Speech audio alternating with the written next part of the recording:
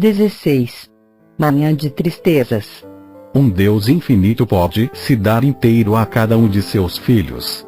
Ele não se distribui de modo que cada um tenha uma parte, mas a cada um ele se dá inteiro, tão integralmente como se não houvesse outros. A W. Tozer Mack teve a sensação de que acabara de entrar num sono profundo, sem sonhos, quando sentiu uma mão sacudindo para acordar. Mack, acorde. É hora de irmos. A voz era familiar, mas profunda, como de alguém que também tivesse acabado de acordar. Hein? Gemeu ele. Que horas são? Murmurou enquanto tentava descobrir onde estava e o que estava fazendo. É hora de ir. Repetiu o sussurro. Mack saiu da cama resmungando e procurou até encontrar o interruptor de luz. Depois da escuridão de breu, a claridade foi ofuscante e ele demorou até conseguir abrir os olhos e se esforçar para ver o visitante. O homem parado junto dele se parecia um pouco com papai, digno, mais velho, magro e mais alto do que Mack.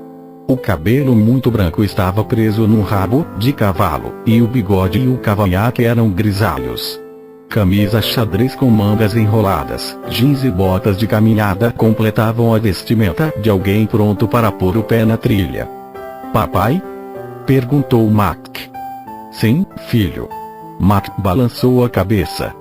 Ainda está brincando comigo, não é? Sempre, disse ele com um sorriso. E, respondendo à pergunta seguinte de Mack antes que ela fosse feita. Nesta manhã você vai precisar de um pai. Vamos indo. Tem tudo de que você precisa na cadeira e na mesa ao pé da sua cama.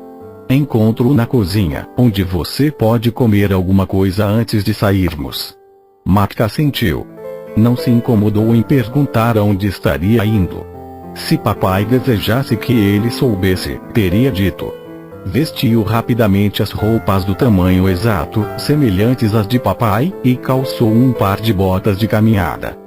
Parou rapidamente no banheiro para se lavar e entrou na cozinha. Jesus e papai estavam perto da bancada, parecendo muito mais descansados do que Mack.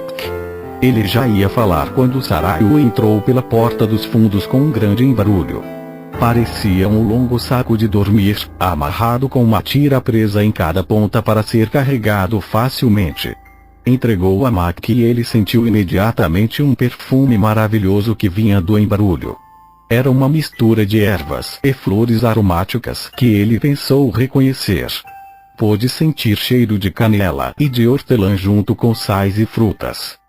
Isso é um presente para mais tarde. Papai vai lhe mostrar como usá-lo. Ela sorriu e ele sentiu uma espécie de abraço. Você pode carregar, acrescentou o papai. Você colheu essas plantas com Sarayu ontem. Meu presente vai esperar aqui até sua volta, sorriu Jesus e também abraçou Mack. Os dois saíram pelos fundos e Mack ficou sozinho com papai, que estava fritando ovos com bacon. Papai? Perguntou Mack, surpreso ao ver como havia ficado fácil chamá-lo assim. Não vai comer? Nada é um ritual, Mackenzie. Você precisa disso, eu não. Ele sorriu. Mastigue devagar. Você tem bastante tempo e comer depressa demais não é bom para a digestão. Mack comeu devagar em silêncio, simplesmente desfrutando a presença de papai. Num determinado momento, Jesus apareceu para informar que havia posto as ferramentas de que precisariam do lado de fora da porta. Papai agradeceu, Jesus lhe deu um beijo nos lábios e saiu pela porta dos fundos. Mack estava ajudando a limpar os poucos pratos quando perguntou: Você realmente o ama, não é? Quero dizer, Jesus. Sei de quem você está falando, respondeu papai, rindo. Parou de lavar a frigideira. De todo o coração. Imagino que haja algo muito especial no filho unigênito. Papai piscou para Mack e continuou. Isso faz parte do modo único pelo qual eu o conheço. Quando acabaram, Mack acompanhou o papai para fora. O alvorecer se anunciava nos picos das montanhas, as cores do nascer do sol invadindo o cinza da noite. Mack pegou o presente de Sarayu e o pendurou no ombro. Papai lhe entregou uma pequena picareta e pôs uma mochila às costas. Em seguida pegou uma pá com uma das mãos, uma bengala com a outra e, sem dizer uma palavra, passou pelo jardim e pelo pomar indo na direção do lado direito do lago. Quando chegaram ao início da trilha havia luz suficiente para andar com facilidade. Ali papai parou e apontou a bengala para uma árvore fora do caminho. Matt pôde ver que alguém marcara a árvore com um pequeno arco vermelho quase imperceptível. Aquilo não significava nada para ele e papai não deu explicação. Em vez disso, virou-se e seguiu pelo caminho, andando com facilidade. O presente de Sarayu era relativamente leve e Matt usou o cabo da picareta como bengala. O caminho levou-os a atravessar um dos riachos e a entrar mais fundo na floresta. Matt podia ouvir papai trauteando uma cantiga, mas não a reconheceu. Enquanto andavam, Matt pensou na miríade de coisas que experimentara nos dias anteriores. As conversas com cada um dos três, juntos e separados, o tempo passado com Sophia, as orações de que havia participado, a contemplação do céu estrelado com Jesus, a caminhada pelo lago. A comemoração da noite anterior completara tudo, até mesmo a reconciliação com seu pai, tanta cura com tão poucas palavras. Era difícil absorver tal quantidade de experiências e informações. Enquanto pensava e avaliava o que havia aprendido, Matt percebeu quantas perguntas ainda tinha para fazer. Mas sentia que ainda não era a hora. Sabia apenas que nunca mais seria o mesmo e se perguntava o que significariam essas mudanças para Nan e seus filhos, especialmente Katy. Mas havia uma coisa que o estava incomodando. Por fim rompeu o silêncio. Papai? Sim, filho. Sophia me ajudou a entender muita coisa sobre Missy ontem. E realmente foi útil conversar com papai. Quero dizer, com você. Matt estava confuso, mas papai parou e sorriu como se entendesse. Matt prosseguiu. É estranho eu precisar falar sobre isso com você também. Quero dizer, você é muito mais do que um pai, se é que isso faz sentido. Entendo, Mackenzie. Estamos completando o círculo. Perdoar seu pai ontem foi extremamente importante para você poder me conhecer como pai hoje. Não precisa explicar mais. De algum modo Max sabia que estavam chegando ao fim de uma jornada e que papai estava trabalhando para ajudá-lo a dar os últimos passos. Papai prosseguiu.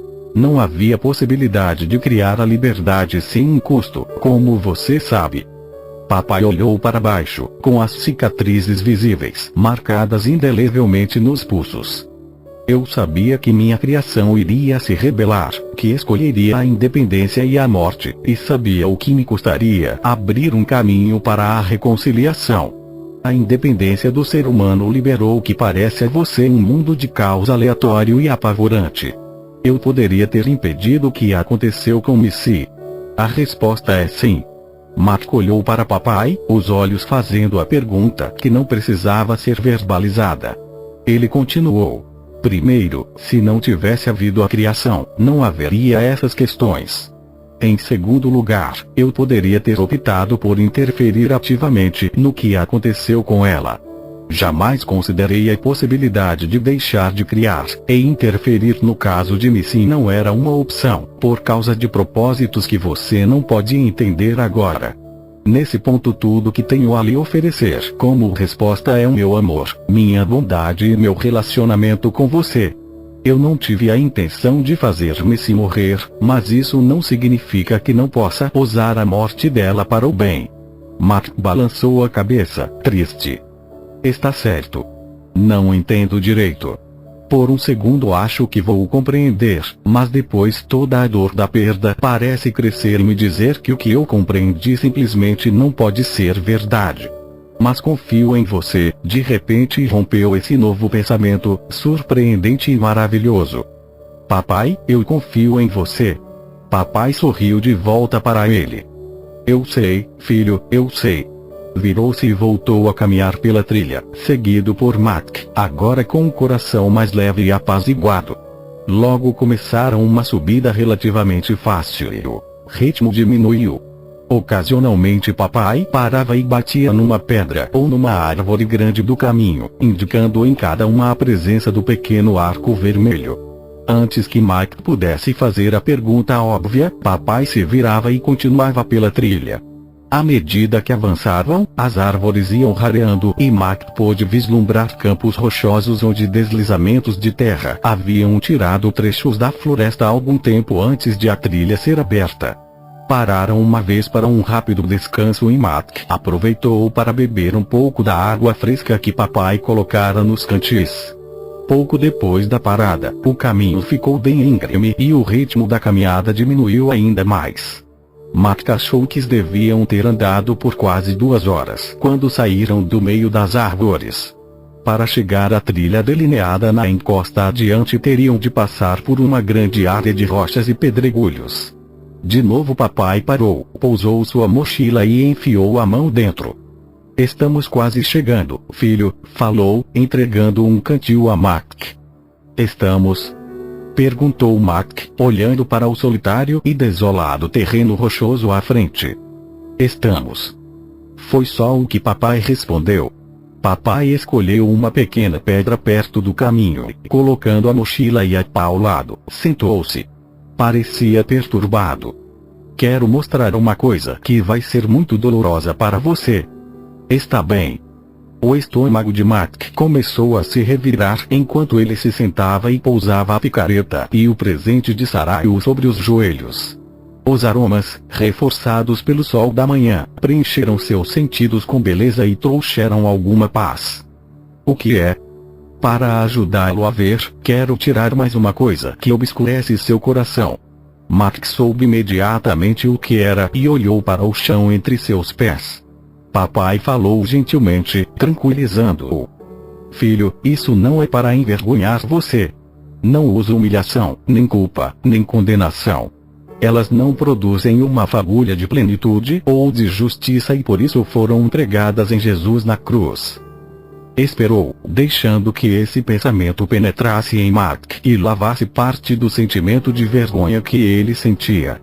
Depois continuou: "Hoje estamos na trilha da cura para encerrar essa parte da sua jornada. Não só para você, mas para outras pessoas também. Hoje vamos jogar uma pedra grande no lago e as ondulações vão chegar a lugares que você não imagina. Você já sabe o que eu quero, não sabe?" "Acho que sim", murmurou Mike, sentindo emoções que subiam aceleradas, saindo de um cômodo trancado em seu coração. "Filho, você precisa falar, precisa verbalizar isso." Agora não havia como se conter, enquanto lágrimas quentes jorravam de seus olhos. Mike, soluçando, começou a confessar. "Papai", ele disse chorando, "como posso perdoar aquele filho da puta que matou minha Missy? Se ele estivesse aqui hoje, não sei o que eu faria. Sei que não é certo, mas quero feri-lo como ele me feriu. Se eu não puder ter justiça, ainda quero vingança." Papai simplesmente deixou a torrente sair de Mike, esperando que a onda passasse. "Mike, perdoar esse homem é entregá-lo a mim e permitir que eu o redima. Redimi-lo." De novo Mike sentiu o fogo da raiva e da dor. "Não quero que você o redima. Quero que o machuque, castigue, mande para o inferno." Sua voz ficou no ar. Papai esperou com paciência que as emoções passassem. "Estou travado, papai. Simplesmente não posso esquecer o que ele fez, posso?" implorou Mike. "Perdoar não significa esquecer, Mike. Significa soltar a garganta da outra pessoa. Mas eu achava que você esquecia os nossos pecados." "Mike, eu sou Deus. Não esqueço nada. Sei de tudo. Para mim, esquecer é optar por me limitar." "Filho", a voz de papai ficou baixa e Mike olhou diretamente nos olhos profundos e castanhos. "Por causa de Jesus, não há agora nenhuma lei exigindo que eu traga seus pecados à mente. Eles se foram e não interferem no nosso relacionamento. Mas esse homem, ele também é meu filho. Quero redimi-lo." "E depois? Você quer que eu simplesmente o perdoe, que fique tudo bem e que nós nos tornemos amigos?" Disse Mac baixinho, mas com sarcasmo. Você não tem relacionamento com esse homem, pelo menos ainda não tem. O perdão não estabelece um relacionamento. Em Jesus eu perdoei todos os humanos por seus pecados contra mim, mas só alguns escolheram relacionar-se comigo. Mackenzie, você não vê que o perdão é um poder incrível, um poder que você compartilha conosco, um poder que Jesus dá a todos em quem ele reside, para que a reconciliação possa crescer. Quando Jesus perdoou os que o pregaram à cruz, eles deixaram de dever qualquer coisa, tanto a ele quanto a mim. No meu relacionamento com aqueles homens, jamais falarei do que eles fizeram nem irei envergonhá-los ou constrangê-los. Não creio que eu seja capaz de fazer isso, respondeu Mac baixinho. Quero que você faça. O perdão existe em primeiro lugar para aquele que perdoa, para liberá-lo de algo que vai destruí-lo, que vai acabar com sua alegria e capacidade de amar integral e abertamente. Você acha que esse homem se importa com a dor e o tormento que lhe causou? No mínimo ele se alimenta com seu sofrimento. Você não quer cortar isso. Ao fazê-lo, irá libertar o homem de um fardo que ele carrega, quer saiba ou não, quer reconheça ou não. Quando você opta por perdoar o outro, você o ama melhor. Eu não o amo. Hoje não, você não o ama. Mas eu amo Mac, não pelo que ele se tornou, mas pela criança mutilada e deformada pela dor. Quero ajudá-lo a assumir a natureza que encontra mais poder no amor e no perdão do que no ódio. Então isso significa, de novo Mac sentia um pouco de raiva pela direção que a conversa havia tomado, que, se eu perdoar esse homem, estarei deixando que ele brinque com Katy ou com minha primeira meta. Mackenzie, papai foi forte e firme. Eu já lhe disse que o perdão não cria um relacionamento. A não ser que as pessoas falem a verdade sobre o que fizeram e mudem a mente e o comportamento, não é possível um relacionamento de confiança. Quando você perdoa alguém, certamente liberta essa pessoa do julgamento, mas, se não houver uma verdadeira mudança, não pode ser estabelecido nenhum relacionamento verdadeiro. Então o perdão não exige que eu finja que o que ele fez nunca aconteceu? Como seria possível? Você perdoou seu pai ontem à noite. Algum dia você vai esquecer o que ele lhe fez? Acho que não. Mas agora você pode amá-lo, apesar disso. A mudança dele permite. O perdão não exige de modo algum que você confie naquele a quem perdoou. Mas, caso essa pessoa finalmente confesse e se arrependa, você descobrirá em seu coração um milagre que irá lhe permitir estender a mão e começar a construir uma ponte de reconciliação entre os dois. Algumas vezes, isso talvez pareça incompreensível para você agora. Essa estrada pode até mesmo levar ao milagre da confiança totalmente restaurada. Mac escorregou para o chão e se recostou na pedra onde estivera sentado. Examinou a terra sob seus pés. Papai, acho que entendo o que você está dizendo. Mas parece que, se eu perdoar esse sujeito, ele vai ficar livre. Como posso desculpá-lo pelo que fez? É justo para mim se deixar de ficar com raiva dele. Mackenzie, o perdão não desculpa nada. Acredite, esse homem pode ser qualquer coisa, menos livre. E você não tem o dever de fazer justiça nesse caso. Eu cuidarei disso. E, quanto a Missy, ela já o perdoou. Já. McKinney levantou os olhos. Como pôde? Por causa de minha presença nela. É o único modo pelo qual o verdadeiro perdão é possível. Mac sentiu papai sentar-se ao seu lado, no chão, mas não olhou para cima. Enquanto os braços de papai o envolviam, começou a chorar. Deixe isso tudo sair, ouviu o sussurro de papai e finalmente se entregou. Fechou os olhos enquanto as lágrimas jorravam. As lembranças de Missy inundaram de novo sua mente. Visões de livros de colorir, lápis de cor, vestido rasgado e ensanguentado. Chorou até ter derramado toda a escuridão, todo o anseio e a perda, até não restar nada. Com os olhos fechados, balançando para trás e para frente, implorou. Me ajude, papai. Me ajude. O que eu faço? Como posso perdoá-lo? Diga a ele. Mac levantou os olhos, como que esperando ver um homem que nunca havia encontrado. Mas não havia ninguém.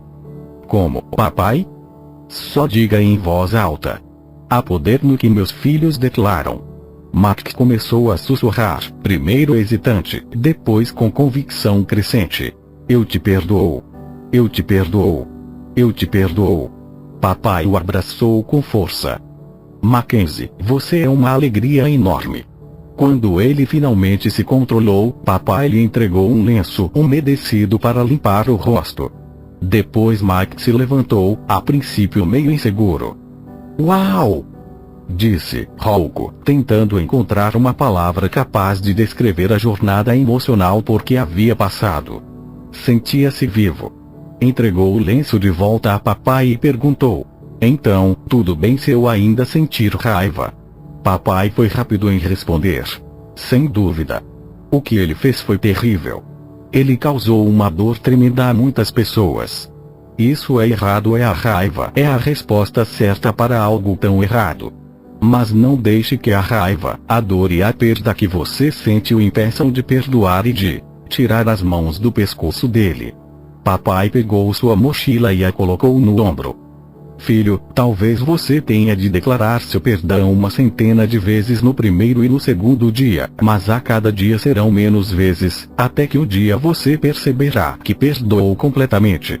E vai chegar o momento em que rezará pela plenitude dele e o entregará a mim, para que meu amor queime na vida dele qualquer vestígio de corrupção. Por mais incompreensível que possa parecer no momento, talvez um dia você conheça esse homem num contexto diferente. Mac gemeu.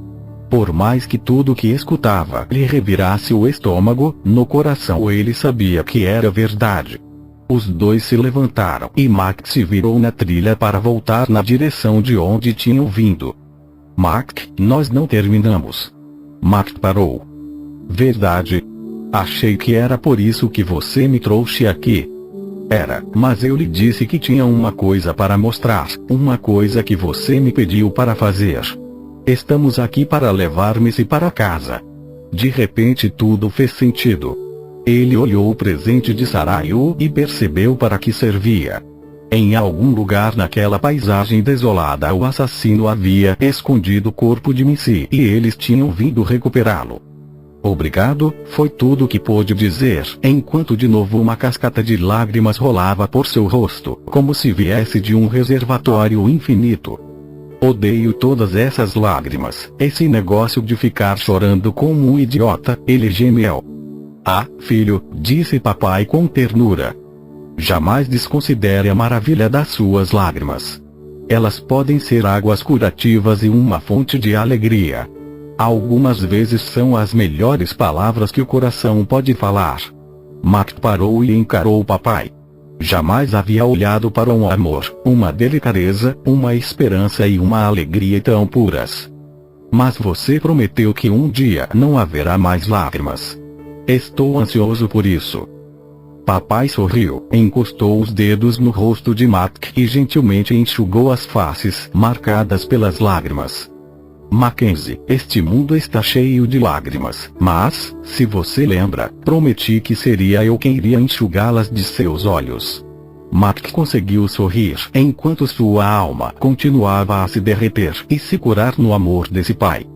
Aqui, disse papai e lhe entregou um cantil. Tome um bom gole. Não quero ver você se encolhendo como uma ameixa seca antes de tudo isso acabar. Mac não conseguiu evitar uma gargalhada que a princípio pareceu deslocada, mas que depois, pensando bem, soube que era perfeita. Era um riso de esperança e de alegria restauradas, do processo de encerramento.